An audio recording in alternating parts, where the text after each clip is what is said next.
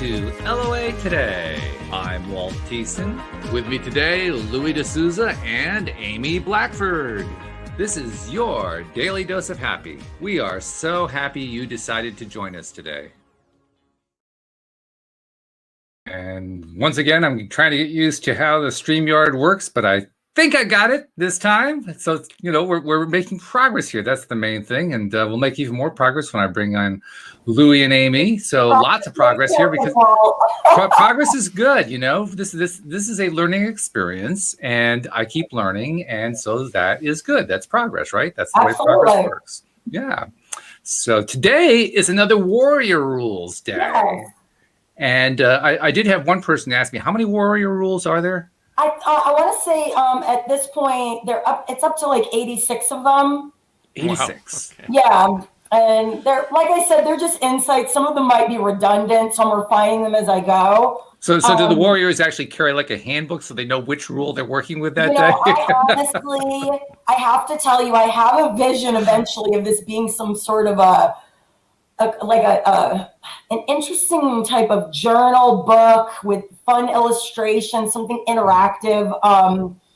It may even end up being something that I just self-publish. Like I said, it was more of a desire to start writing and connecting with people that was not based around traditional publishing, because I've been going at that part for a long time now and I'm enjoying it.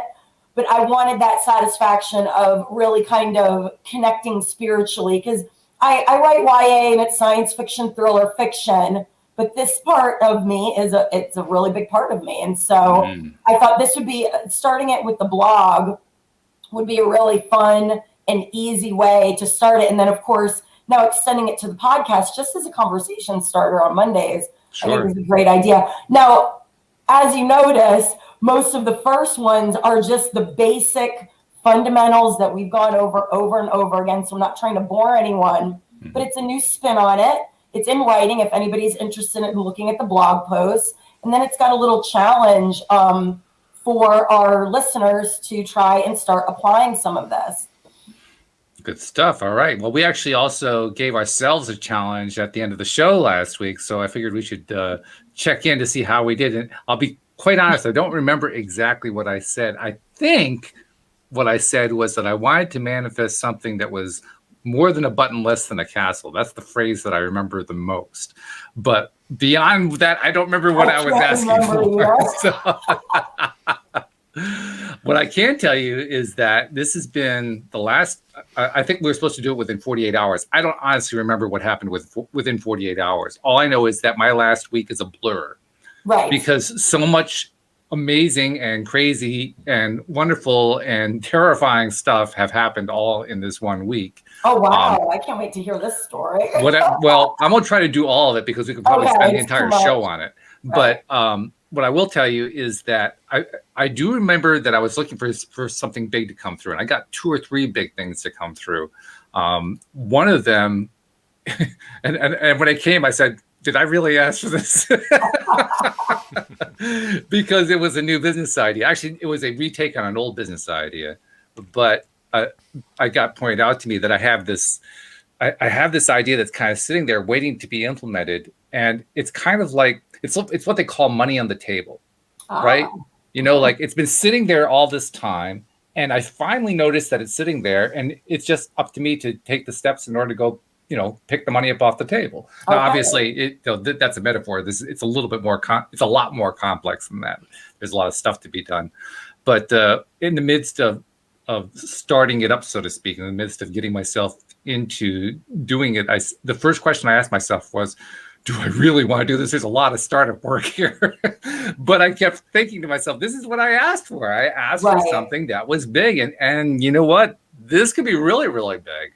Oh, nice. Yeah, I'm not really ready to go into the details of it, but let's just put it this way. It has something to do with a group that I started about 7 years ago, I think it was, on Facebook. And I did it as an experiment. I didn't even have like a purpose in mind. I just kind of started this to see what happens if I do this? What happens if I do that? Do I get people involved and so forth? And the group has grown to over 7,600 people.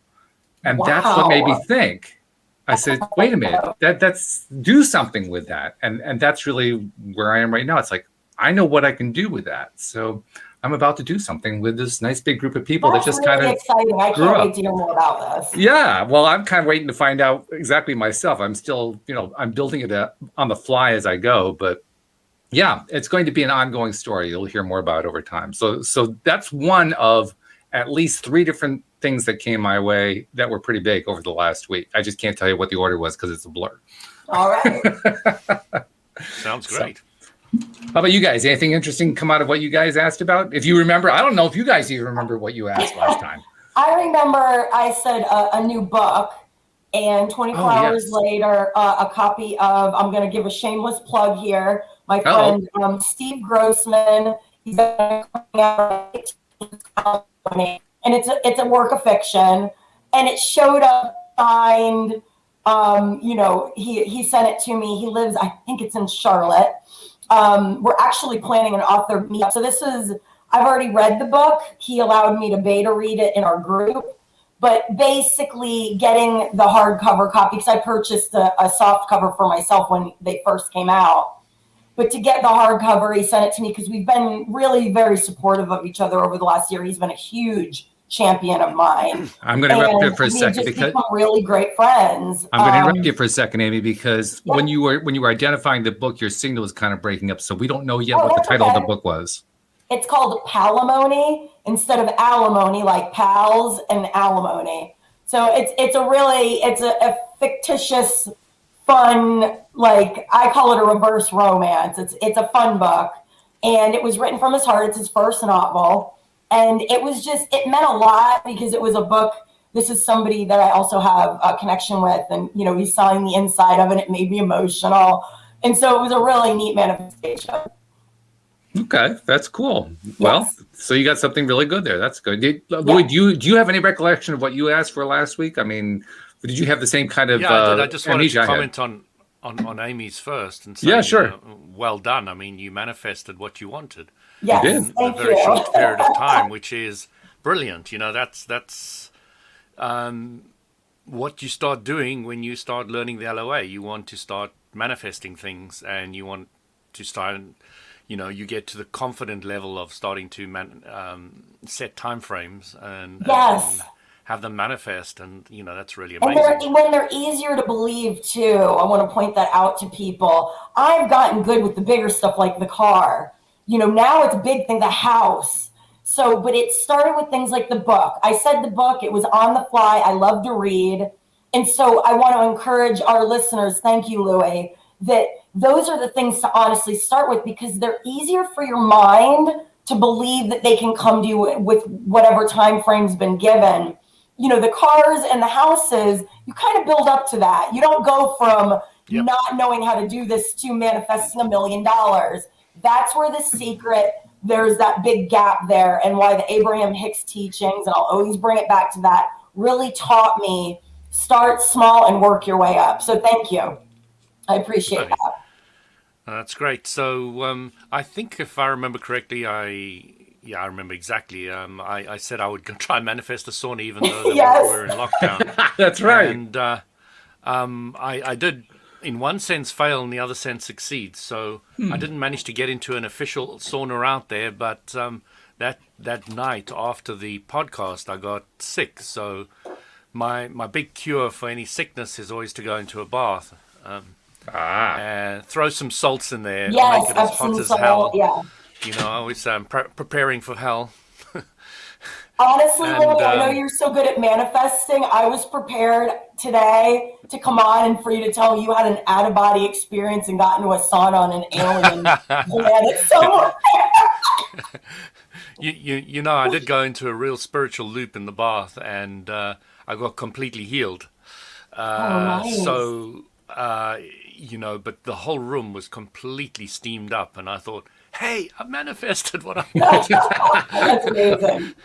In an unofficial way. But, it was really quite interesting because I was doing a new energy technique, and it's not even something I'll share because it was so powerful.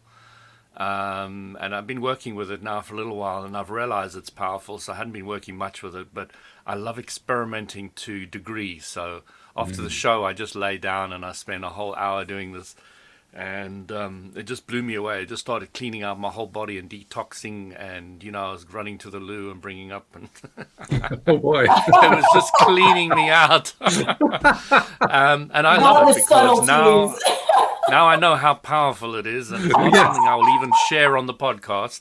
That is hilarious. And I'm now know the degree to which I can use it with my body at the moment. So It needs great. refining. I love these kind of things. This is my stuff. Nice. I was in seventh heaven with all this. I enjoy being sick. I love that. Oh, I enjoyed being sick.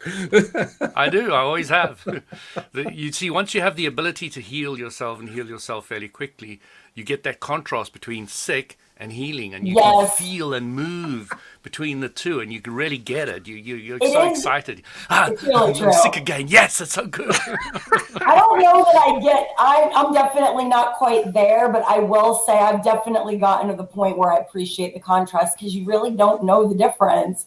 And it is so extreme when, like, today I have my energy. I'm kind of amped to feel this energy back that I haven't had in quite some time. And there's another story maybe for another day. There's another reason behind why Amy has been feeling off since moving into this house.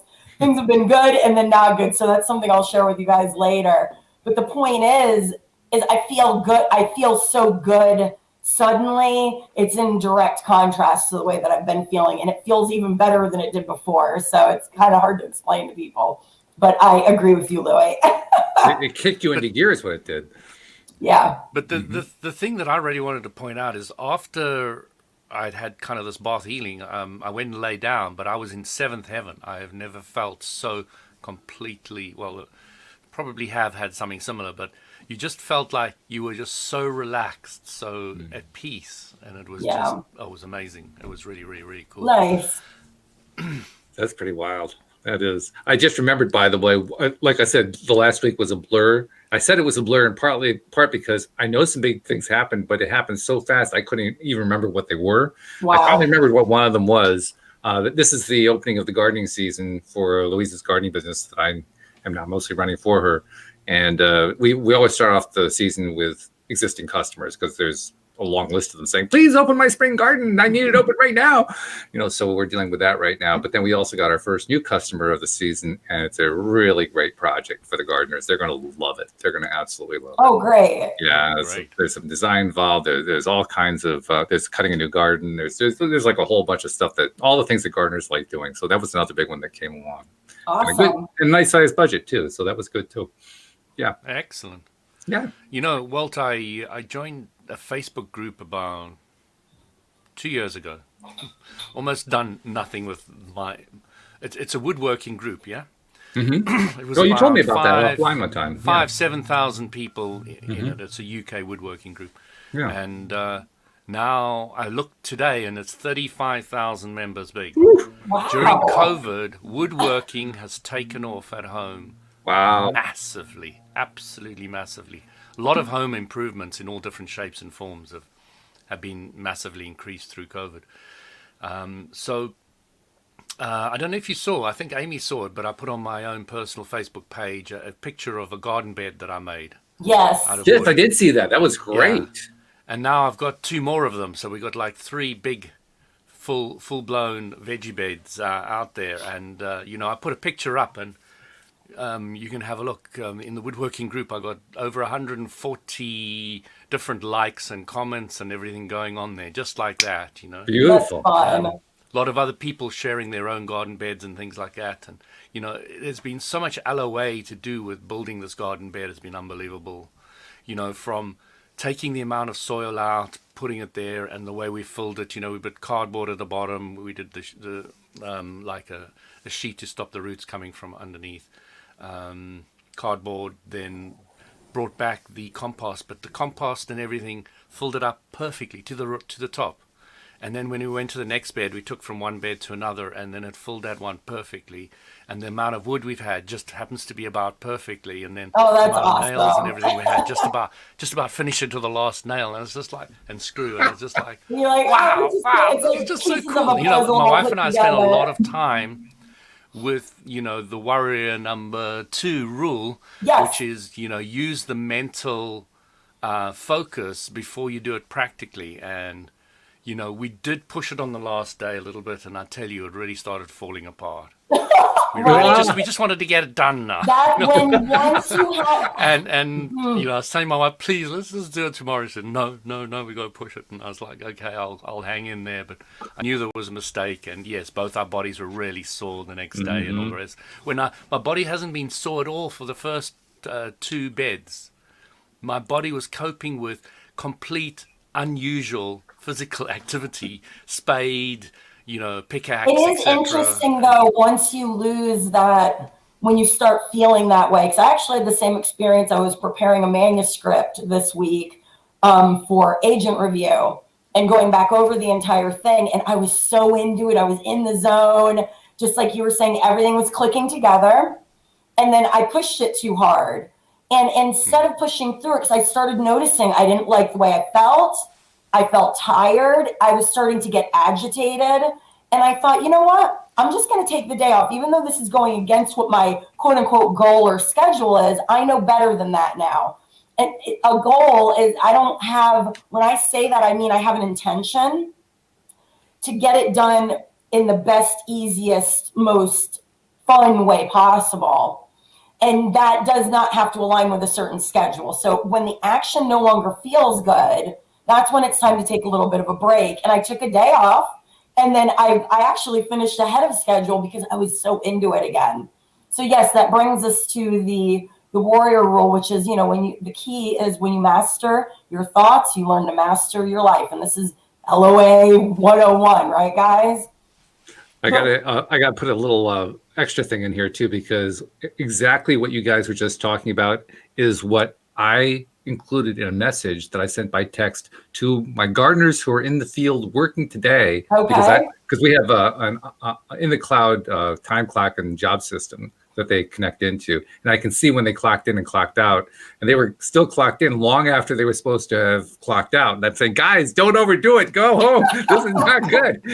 We're early in the spring. We got to be healthy. We got to stay healthy throughout the year. So, how interesting you guys are talking about the exact same issue that I was texting about just before we started the show. It doesn't surprise me how it all clicks in together, right? Absolutely. What fascinated me was really that physical stress and strain on the body that came on the last day when you pushed it, and how it was completely devoid in the first 2 days.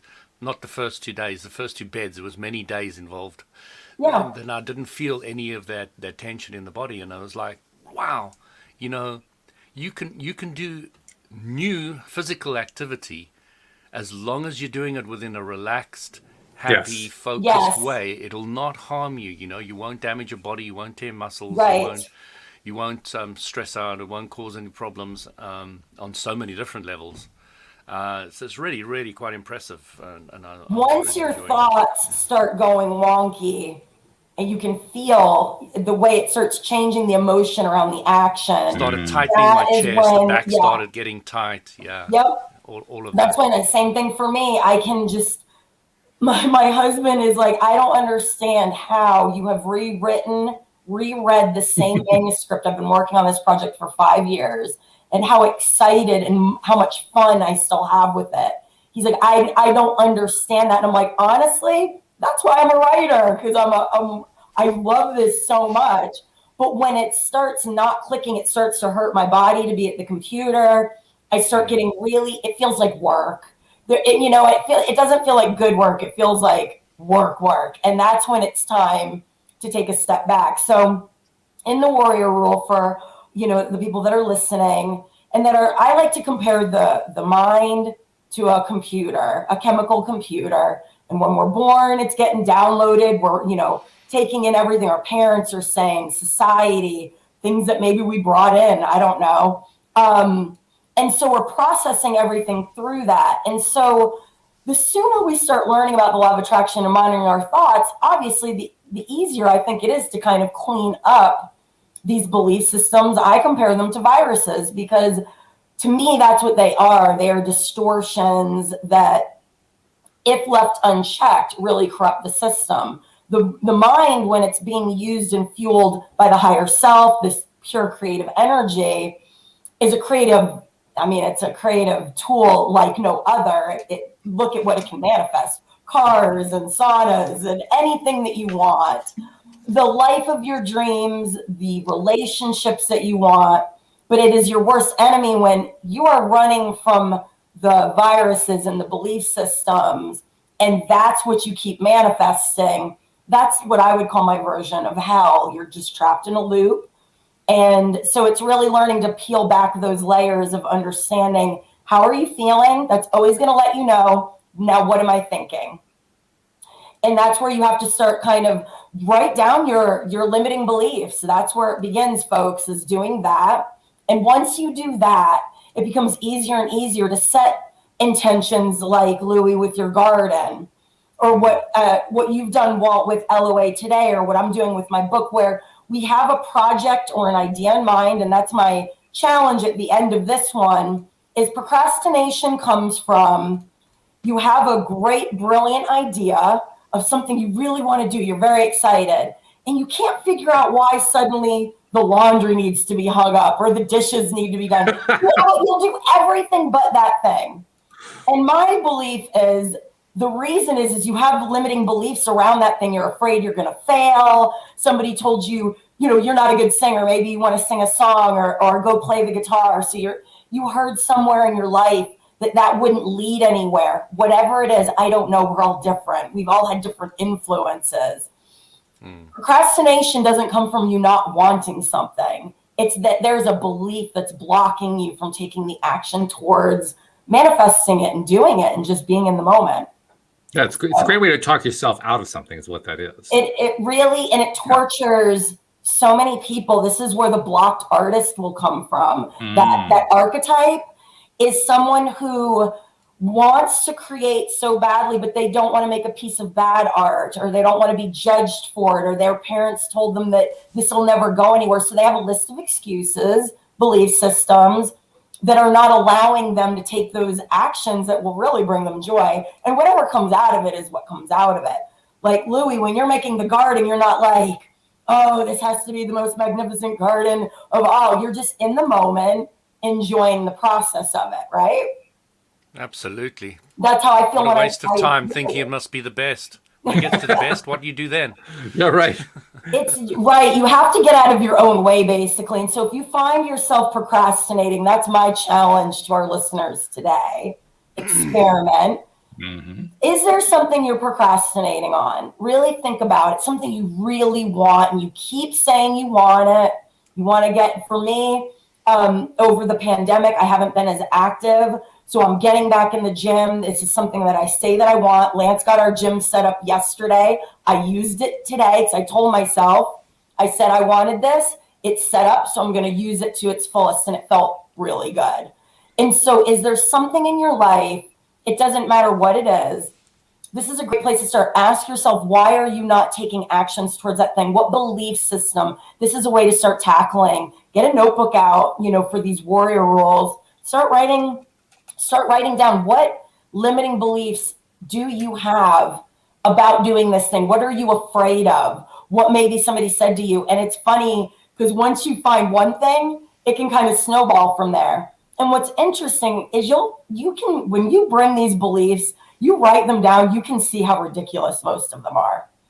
It really allows you to look at them and face them and just let them go. A lot of them are easy to let go. Some of them are more anchored. So it's a process. I found for myself over the years, and I felt, by the way, like you were describing the first 50 years of my life. So thank you very much for that. But I found over the years that it wasn't so much the stuff that I had been, limited by others. Others had taught me stuff, to be afraid of and so forth. That was certainly a part of the storyline. But the part that really distressed me was how many of those stories I actually put in place myself. And Yeah.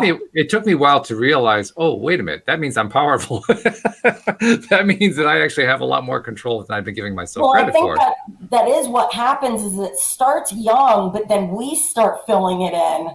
Yeah, I we would get say good at it. probably like in our teen years, Hmm. you know, pre-teen, teen years, we start filling it in now with all of our own stuff. You're Oh absolutely yeah. correct. And I like the way you put that, the story that we're kind of telling ourselves. It does start young, but then we become the storyteller 100%. Oh yeah. Now, it can be reinforced by others, whether it's in the workplace or whatever, but we definitely, I think, are the ones that are mostly responsible for it.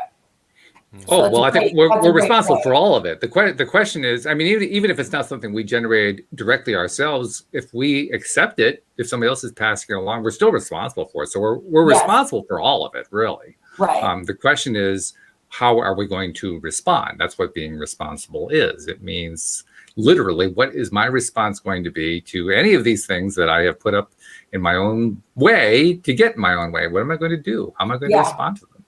And what you reminded me of was that for the first 50 years, I spent the most of my time complaining about them until I finally realized that really wasn't working too well. Yeah, no, it doesn't. Some of us are a Sometimes little it feels slow. good to just do it and let it out, but yeah, repetitively, it doesn't work. Yeah, yeah. Well, we learn along the way. But sometimes some of us take a little bit longer than others do, but that's okay. It's all right. I It's a good mean, thing. I strongly believe the sooner that you're exposed to this material, the easier it is to assimilate. Now, that might just be a belief system that I have, but like my husband's parents, when they came across this material, they were much older, and they've even discussed that with me, that basically think of the layers of programming. So a kid that's exposed to this at 5, 6, or 7 is going to learn it so much quicker and apply it so much easier if they were taught this at a young age than, like you said, in your 50s and 60s. Amy, But you learn. Yeah. there's a possible another dimension to this when you're talking about time and age. Somebody said to me, "Oh, you're a very advanced soul." I laughed at them and I said, "No, I just learn quickly." I like that. So the one of the points I'd like to make is that some of us, if you believe in past lives, I very much do. If you believe in that, some of us have been working on this for a long time, a long, A long, long, long long time. time. I definitely believe, and I wouldn't call them past anymore because I really believe it's all happening simultaneously. But yes, for this conversation, 100% agree with that.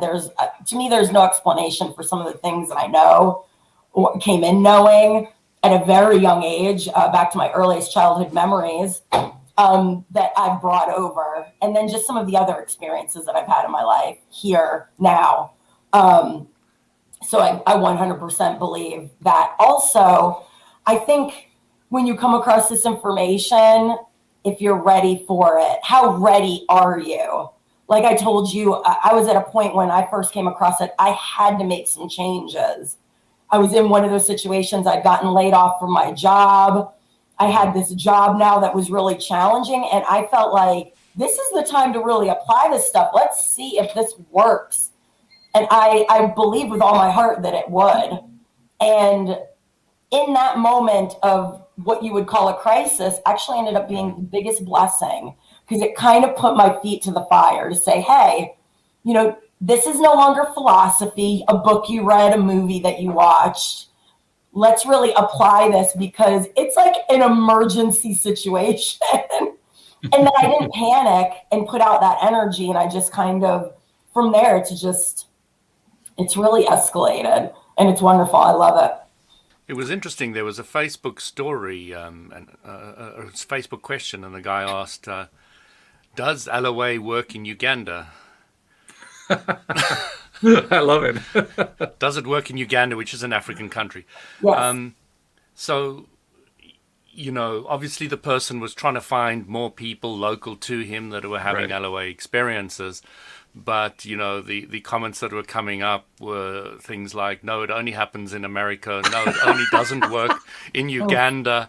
But in the beginning, when you first come across LOA, there's a lot of not understanding it. And that's Yeah. what this question really came forward to me, is that a lot of people don't fully understand the whole implication of LOA, that it's a universal law, that it, even if you believe it or don't believe it, it's working for you. It's The worked from the deeper you beginning of the study physical it, universe. yeah, that was one thing. After The Secret, a lot of people had this very surface understanding of it.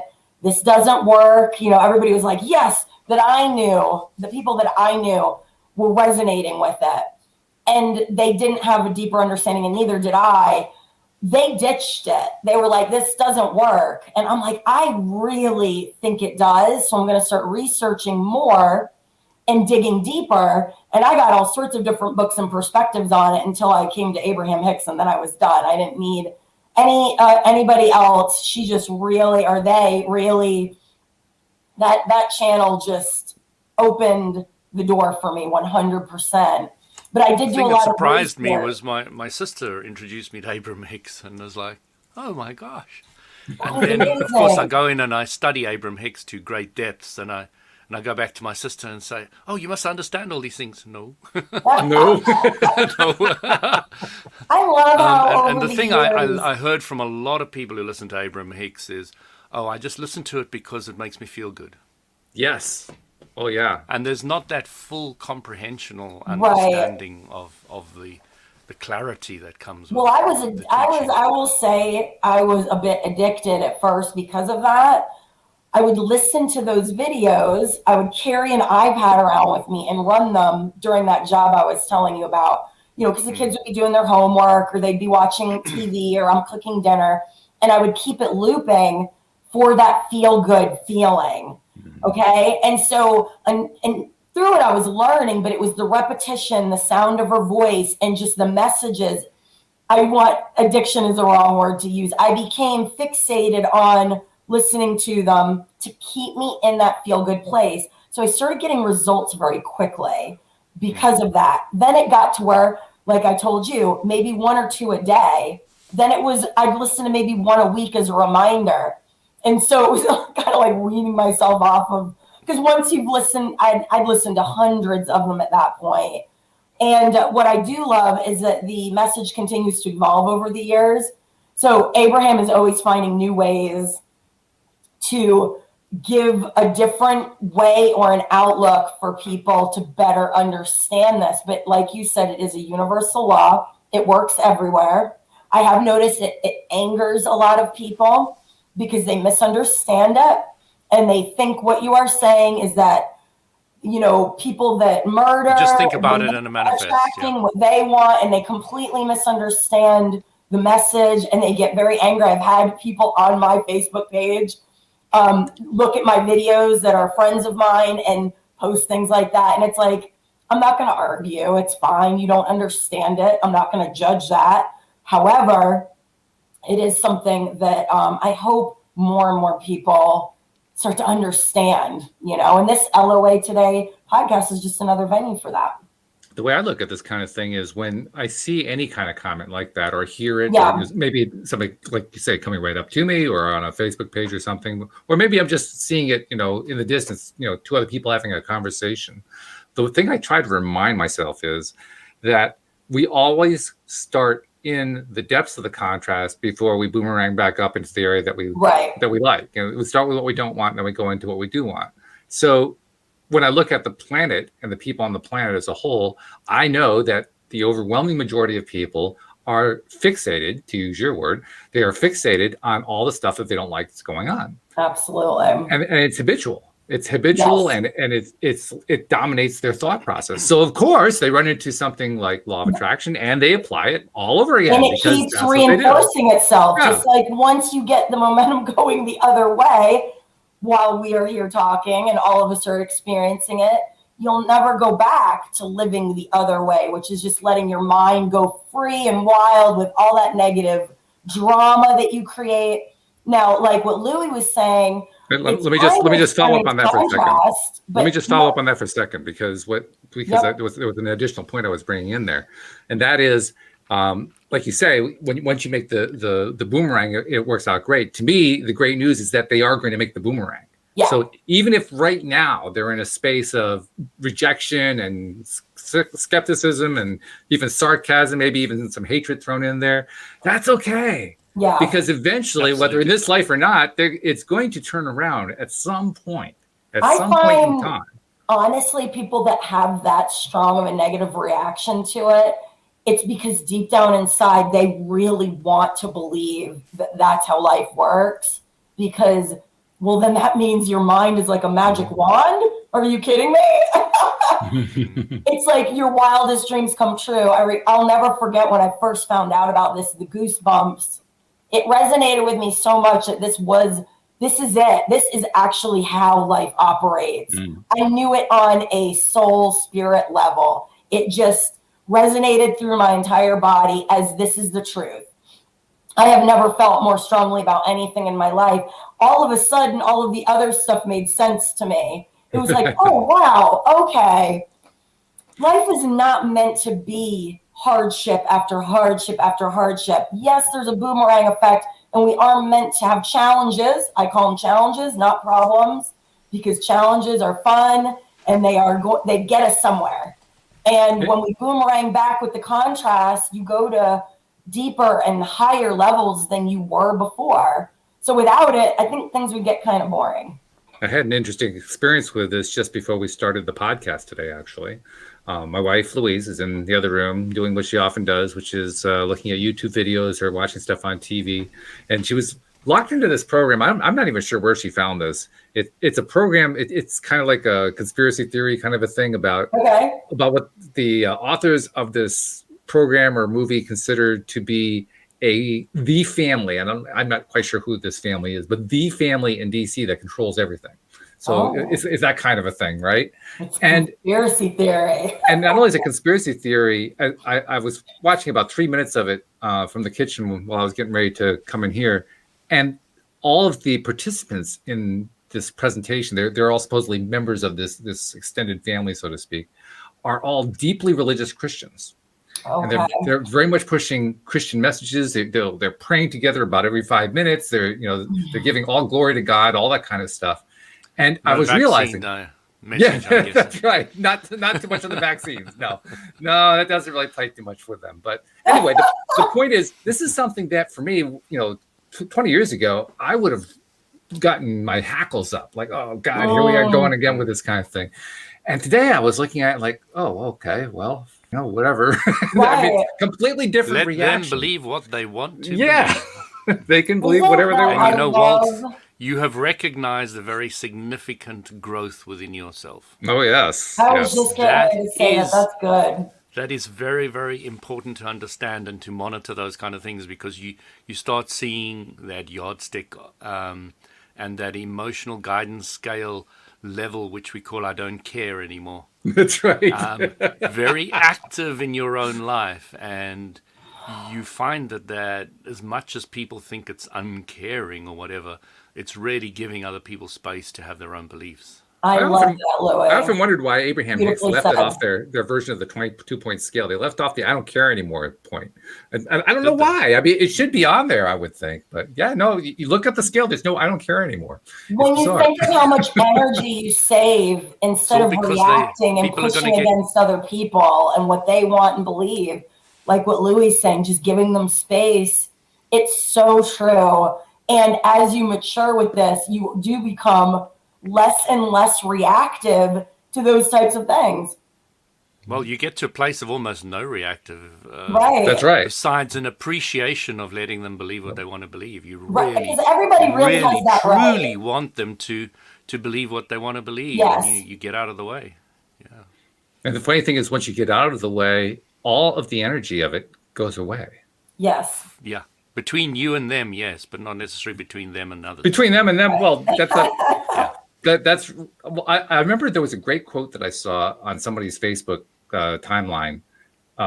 What somebody else thinks of me is none of my business, And that pretty much applies in this situation, because I'm sure I didn't watch the program long enough, but I'm sure in that program they were trying to talk about me, and they were trying to, or the kind of person that I am, and they were probably trying to project something on me, and I just didn't care because their opinion to me is none of my business. It just isn't. It doesn't make any difference at all.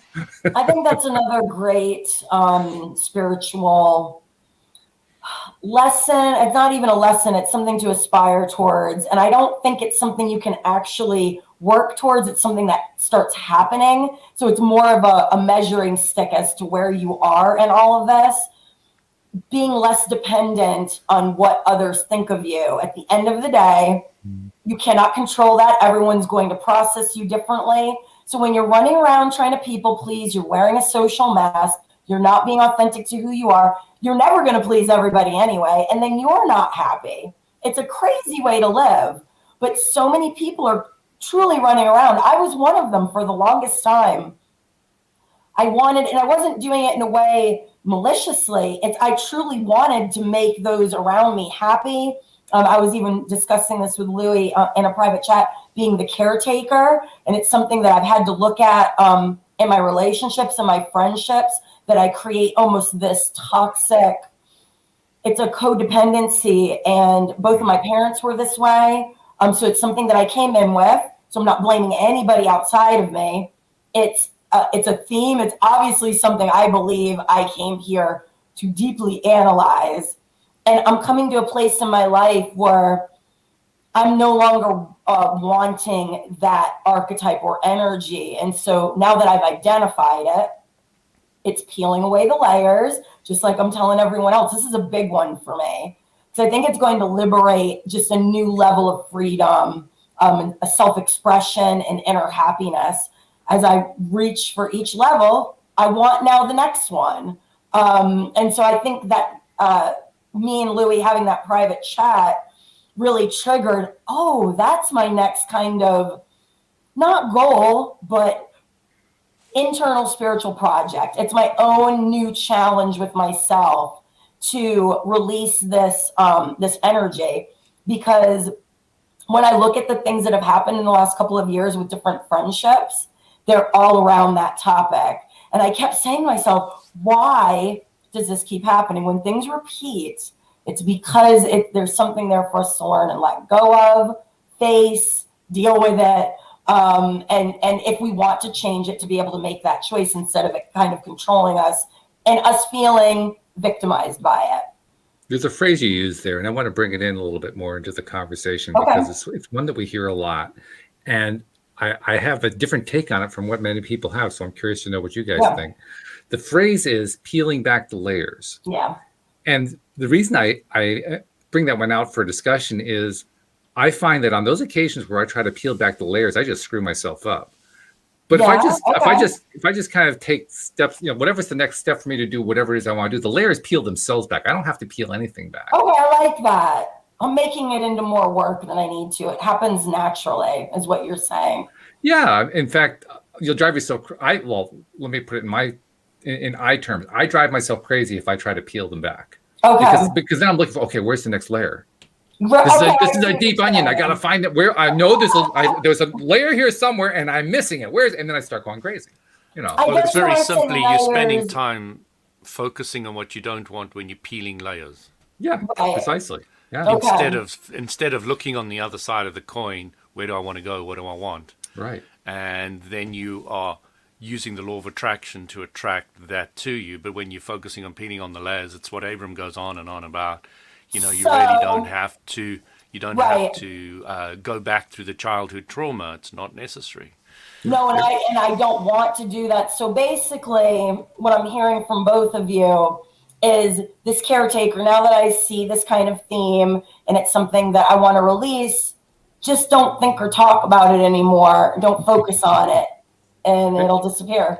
It reminds me of a phrase. You've got 14 seconds. 14 seconds. That's right. 14 seconds of manifestation. Boom, it's building up. It's getting bigger and bigger. It reminds me of a movie that came out about 10, 12, 14 years ago, something like that, about a young American football player named Michael Orr called The Blind Side. One of the lines in that movie actually got uttered a couple times by Sandra Bullock.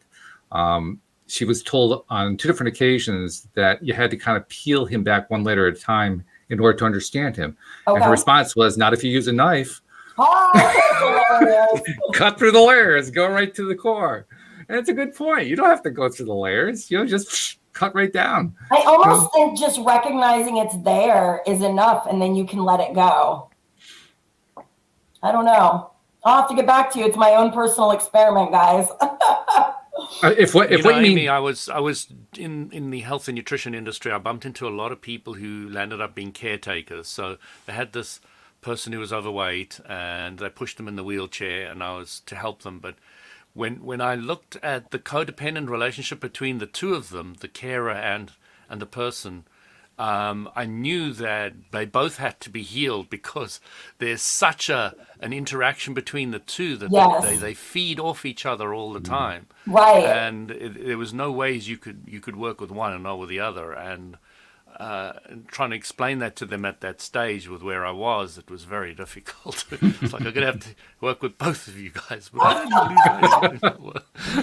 you love the challenge. I'm glad that I really have recognized that this is something that's going on and have changed my own behaviors. And I do know it was being fueled by that, wanting the approval, the just to be that person that everybody can depend on. And you got to make time. That's another, brings us back Wow, to man, the you need warrior big rule. shoulders for that. You can Yeah, carry the world. exactly. That brings us back to the warrior rule, because at the end, I do say a lot of times we leave ourselves, and I was very guilty of doing this, and I no longer do it. I wasn't putting myself on the list. I would make commitments and do things I did not want to do. That is one thing I've gotten good at, is saying no. Good. I'm proud of that part. It's a big change for me. And so this is kind of like the next level energetically, is me not feeling that need to take care of everyone else and putting yourself first. It's really important. It's not being selfish, or it is. It's depending on how you see that word. Well, you could look at it either way. From my perspective, it's very simply, boy, is that a lot less work. Right? I mean, when you're spending all that time, all that energy trying to help everybody else out, you exhaust yourself. I mean, you can just absolutely I wipe would yourself rather out. use the power of the universal law of attraction and let it do all the work, and I Yeah, just no do a little bit kidding. of focusing. I have to be honest with you. much easier.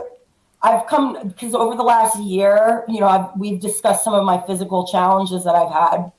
That really got me more focused on myself and less outward. I will say, I really believe that's why I had these physical challenges. It peeled it back for me, I guess. There's really nothing left to do. It already did it for me. Now it's me just taking my focus off of it. You ran out of layers. I think I've run down to the very last layer. That's pretty good. Yeah, when you run out of layers, that means you use the knife. You cut right to the core. That's good. What a great conversation. I love having these conversations with you guys.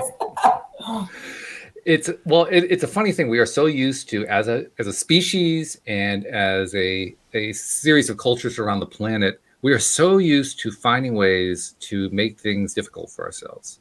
Yeah. And that's because we're here living in a world of contrast. We came deliberately to a world of contrast. It's almost like we dove into the deep end and forgot we were in the deep end, and forgot to remember that we had to swim to the surface so that we could actually, ride that wave up there. Right. We got stuck at 300 feet down. That's not where life is actually happening, right? I mean, why do we forget when we come in here? I know this is like a topic for an entire different show, but I find it very interesting. I wonder if it's enthusiasm. I wonder if it's enthusiasm. When we first come here, look how high vibe kids are when they first arrive. Babies, infants, they're right. So high vibe. I wonder like the reset button. I wonder if it's the enthusiasm. Well, I think it's the enthusiasm of having arrived here. And once you're here, I'm here for the contrast. Let's go for it. I dive into the contrast. I know. Just when my second daughter was born, I've mentioned this before, but my first daughter, I looked into her eyes and I just felt this incredible love. It was just Isabel, just love, absolute love everywhere. And then when Eloise was born, it was like she looked into my eyes, and I just had this message transferred into my head. You know what to do. I know what to do. Let's get on and do it. That's It's like, hilarious. whoa, this is a different kid. Right. How old are your One girls, coming in with this Emily? pure love feeling, and the other one coming with this very clear, let's play with contrast. That is hilarious. How old are both of your girls now? The older one, the love one, Isabel, is 12, and the younger one is 5. So, Wow. That is so funny that they just both came in with complaint. And I'm willing to bet that Eloise, the second one, has totally and completely dove into or dived into the depths of that contrast based on what you told absolutely. me that initial Popular tip was. kid at school, you Yeah. know, just falling over and hurting herself, just diving into Yeah. everything. Just That's everything. hilarious. Her intellect is incredible. You know, she's just got a lot of things going for her on many levels. You know, but of course, I've always admired the love aspect as kind of been one of the highest. So, you know, one is like really evolved, and the other one is just in the mix of things, which is That makes also a perfect very sense. evolved state. So, That your kids would be at two different sides of the spectrum. I love that. absolutely, and I love the idea. I often said, you know, I wanted a boy and a girl to see how the difference is. Yeah. And then I thought, two kids is just two girls or two boys or two anything would be Right. the same, because, you know, they're so different in character. So what if they got bits of different angles, and Right. it doesn't really make any difference. It's really the character, and I'm getting very contrasting characters. So I love it. What you're telling us about Eloise reminds me of my niece Michaela. She's now 23 and a mom in her own right. But when she was about during the first year of her life, somewhere in that range, I don't know exactly when it was because I wasn't there at the time, but my sister was telling me about it. They went to I guess to a church service, and Mickey is her name. Mickey was kind of a little bit antsy and so forth, and her mom was trying to help calm her down. And then they walk into the sanctuary where the people were all already there. They were like late for the service, and all of a sudden she perks up and looks all over the place. People everywhere. It's like her whole life started because now she had this entire room of people to interact with. You know, so there's another example of what you're talking about. She was ready. She was ready for that whole room. It was amazing.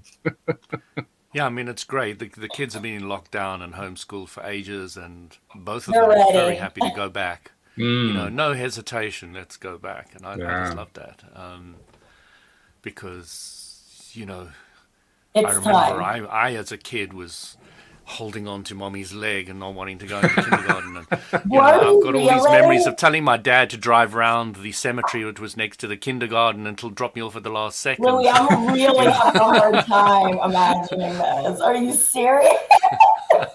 I'm sympathetic This to is that because I was exactly what similar. happened.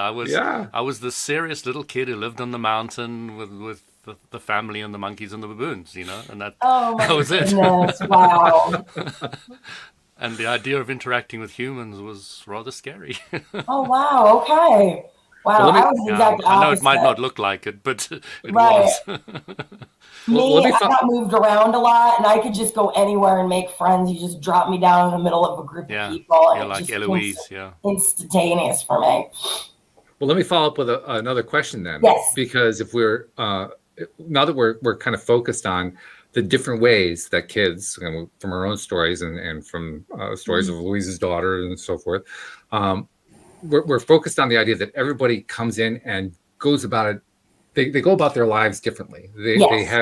They take a different tack. And so I guess my question is, do you think we come into our lives planning to take that tack?